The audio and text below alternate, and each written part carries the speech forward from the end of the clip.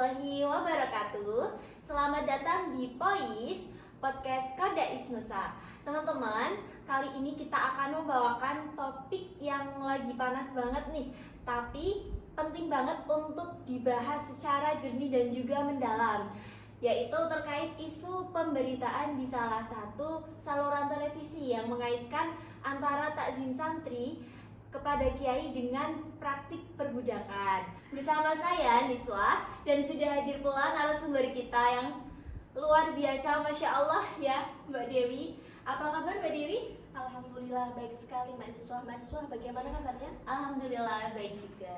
Luar biasa, saya senang sekali ya diberikan kesempatan untuk duduk di sini dan sekaligus bangga terhadap Kodais Nusa. Kenapa? Karena Kodais Nusa ini mau mengangkat pemahaman di masyarakat itu yang kurang benar, dan Kodais Nusa mau mencoba untuk meluruskan. Ya betul. Di sini kita ingin diskusi ya Mbak, yang menyejukkan tapi tetap kritis gitu. Oke, kita mulai dari gambaran besarnya dulu nih Mbak. Apa sebenarnya yang terjadi dalam salah satu liputan televisi itu yang dimana memicu reaksi keras dari komunitas pesantren gitu? Baik Mbak Niswa, kalau kita lihat video yang viral di berbagai media sosial ya Mbak Niswa, kan kemarin sempat viral banyak banget, baik di Instagramnya ya, Facebook, YouTube dan lain-lain media sosial dimanapun itu kan memberitakan ya, memunculkan video tersebut. Nah di situ bisa kita lihat ada salah satu stasiun televisi yang berskalanya nasional, tetapi memberitakan, menuduh bahwa kiai atau pondok pesantren itu melakukan perbudakan atau feodalisme. Nah, ini sebenarnya tidak sesuai dengan fakta, jauh sekali dari kata fakta Mbak Niswa. Apalagi di dalam video tersebut kan dengan tutur kata, bahasa, bahkan penyampaiannya itu terkesan merendahkan, terkesan melecehkan kiai dan pondok pesantren. Nah, kalau kita tarik kesimpulannya bahwa permasalahannya itu bukan hanya tentang pemberitaan yang tidak sesuai fakta saja Mbak Niswa, tetapi media tersebut memotong konteks budaya yang sudah berjalan di pondok pesantren dari beratus-ratus tahun Mbak Niswa. Baik, jadi bukan dari kritiknya ya yang salah ya Mbak Dewi ya, tapi cara membingkai isunya gitu. Iya betul, framingnya yang kurang tepat. Iya, framingnya. Banyak dari orang luar itu nggak tahu asal usul dari pesantren Mbak. Bisa dijelasin baik dari sejarah atau fondasi gitu ya, konsep takzim di pesantren gitu.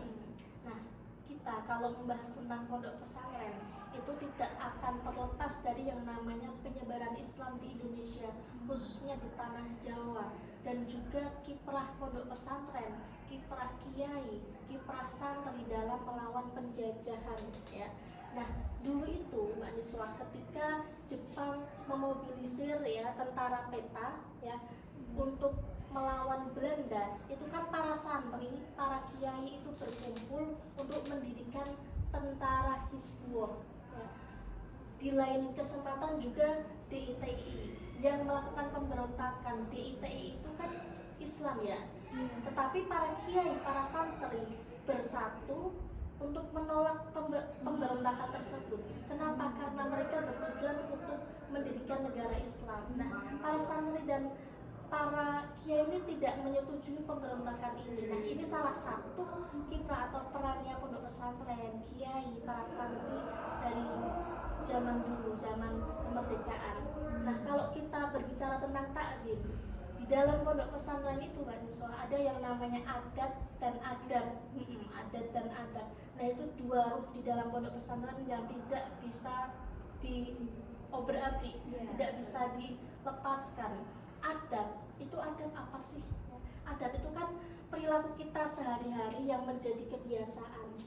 Nah, contohnya kayak takdim, kayak kita ngengsot ketika ada guru, ada kiai, ada dalam, ada tamu, lalu kita membalikkan sandal, sepatu punya kiai kita, punya guru kita, itu merupakan salah satu adat, salah satu perilaku yang menjadi kebiasaan secara turun-temurun Mbak Niswa. Oh gitu ya Mbak. Berarti takzim itu bukan soal budaya, yang aneh gitu ya. Iya. Tapi bagian dari tradisi keilmuan Islam itu sendiri gitu ya Mbak. Ya betul, bahkan banyak sekali kan Mbak kitab-kitab yang membahas tentang ta'zim kepada guru, bahkan guru pun juga harus ta'zim kepada murid. Bagaimana guru itu memandang murid itu dengan penuh kasih sayang, penuh cinta. Jadi yang harus dita'zimkan itu bukan guru, bukan murid saja yang harus ta'zim kepada guru, tapi guru juga harus ta'zim kepada murid. Iya.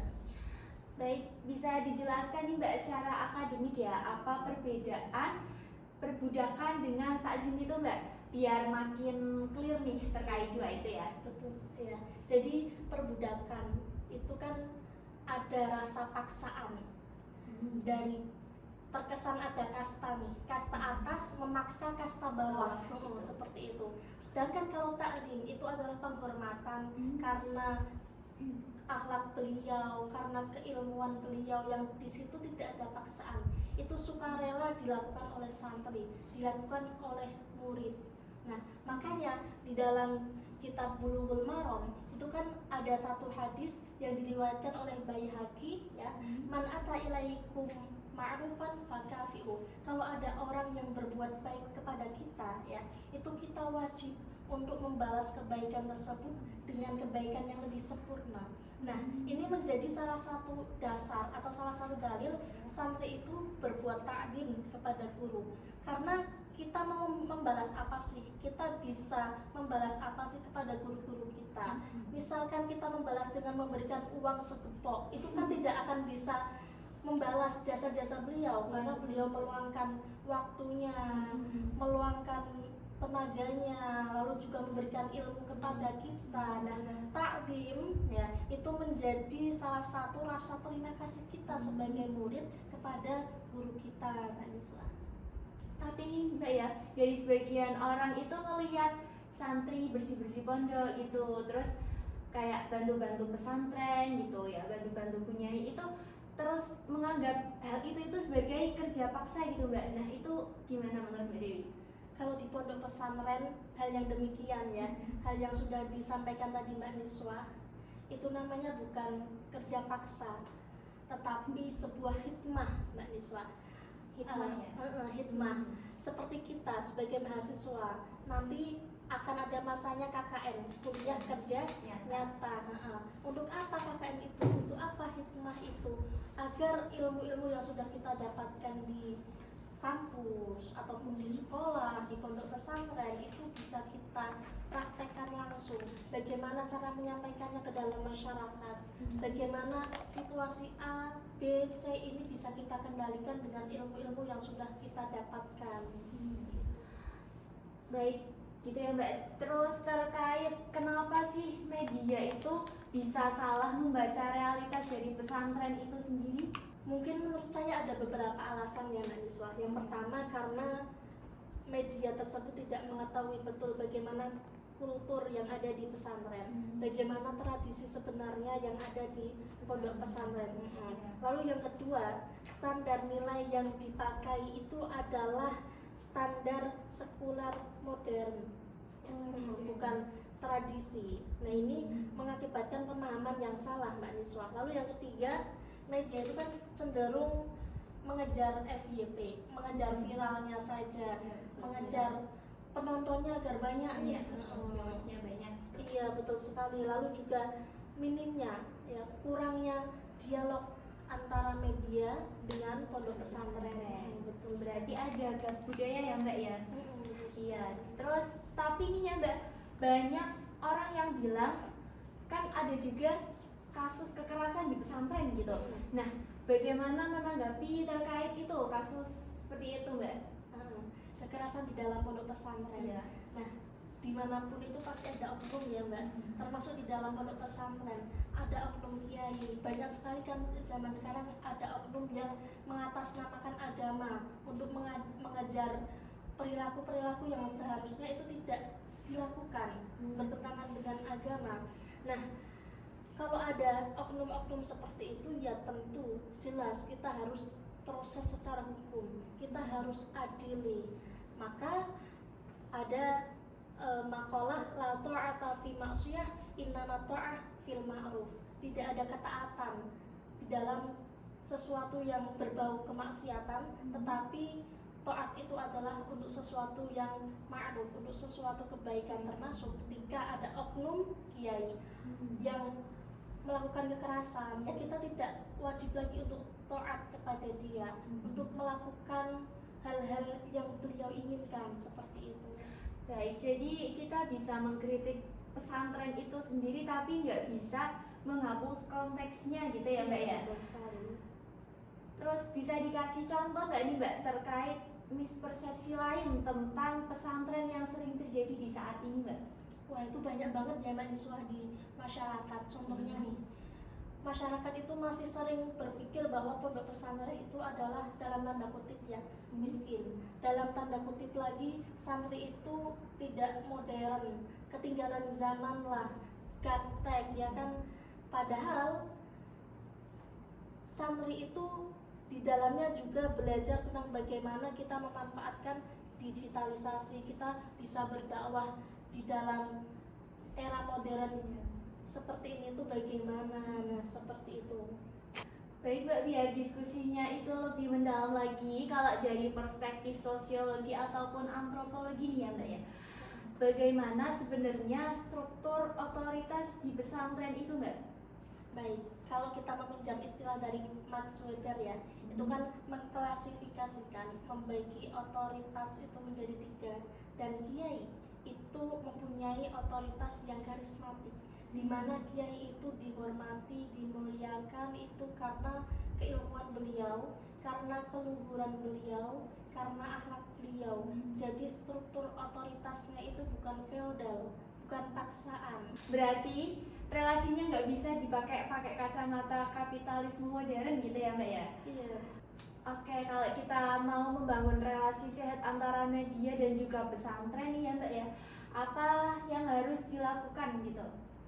Baik, menurut saya ya, media itu dalam memberitakan suatu hal itu harus diperdalam terlebih dahulu, harus diteliti kebenarannya itu seperti apa, faktanya itu seperti apa, dan pondok pesantren juga harus membuka selebar-lebarnya agar terjadi dialog antara media dan pondok pesantren. Terkait tadi nih Mbak Niswa, tadi kan Mbak Niswa juga menyinggung ya, banyak masyarakat yang beranggapan bahwa pondok pesantren itu ketinggalan zaman lah seperti itu. Padahal kalau kita lihat nih, banyak sekali santri-santri yang menjadi orang hebat, orang besar, tidak usah jauh-jauh lah di kampus kita ya. Nama kampus kita ini Kiai Haji Abdurrahman Wahid, beliau itu kan santri yang bisa menjadi presiden. Lalu ada juga Gus Nadir Sakushan, itu beliau juga santri yang mengajar di universitas terbaik di dunia. Yang terakhir nih ya Mbak ya, apa pesan untuk masyarakat yang masih bingung terkait takzim ini Mbak? Baik, pesan saya kepada masyarakat bahwa sesuatu yang kita lihat secara kasat mata ya, itu tidak bisa kita nilai juga dengan sudut pandang yang liar, sudut pandang yang tidak bisa mendalami nilai-nilai tersebut, khususnya pondok pesantren yang memiliki nilai yang mendalam Mbak Niswa. Karena tadi di dalam pondok pesantren itu kan ada yang namanya ta'lim. Nah, salah satunya tadi yang saya sebutkan adalah membalikan sandal ya, membalikan sandal dari kiai ataupun guru-guru kita yang sebenarnya itu mempunyai makna filosofis, di mana maknanya itu adalah kita berharap ya bahwa kita itu bisa melanjutkan langkah jejak dakwah beliau nantinya. Lalu juga misalnya takdim lagi, kita menundukkan kepala, kita ngengsot, itu kan juga ada makna filosofisnya, yang maknanya itu adalah dengan harapan ketika kita itu kok menjadi alim alamah, sudah mencapai titik alim alamah, ilmu yang kita berikan ini bukan untuk merendahkan seseorang. Terima kasih banyak ya Mbak Dewi sudah berbagi insight yang mendalam dan juga sangat mencerahkan gitu. Terima kasih kembali juga Mbak Niswa. Semoga nih diskusi yang kita bangun ini khususnya buat Kordais ya bisa bermanfaat dan juga buat teman-teman dimanapun berada yang menonton podcast ini bisa lebih mengenal pondok pesantren. Dan pesan saya juga untuk kita semua, kita kan santri, kita mahasiswa, kita murid. Ada satu makalah ya, man tawaddu' rafa'allah wa man takabbaru wada'allah. Kita itu kalau rendah hati itu akan diangkat derajatnya oleh Allah, dan kalau kita sombong itu akan direndahkan oleh Allah. Dan ilmu itu adalah cahaya, di mana cahaya itu tidak akan bisa masuk kepada orang-orang yang sombong. Baik begitu. Sebelum kita tutup nih ya, saya rangkum bahwa takdim santri kepada kiai itu bukanlah bentuk dari sebuah perbudakan gitu, melainkan bagian dari tradisi adab dan juga etika ilmu yang tumbuh dari kesadaran santri itu sendiri, ya, bukan dari paksaan.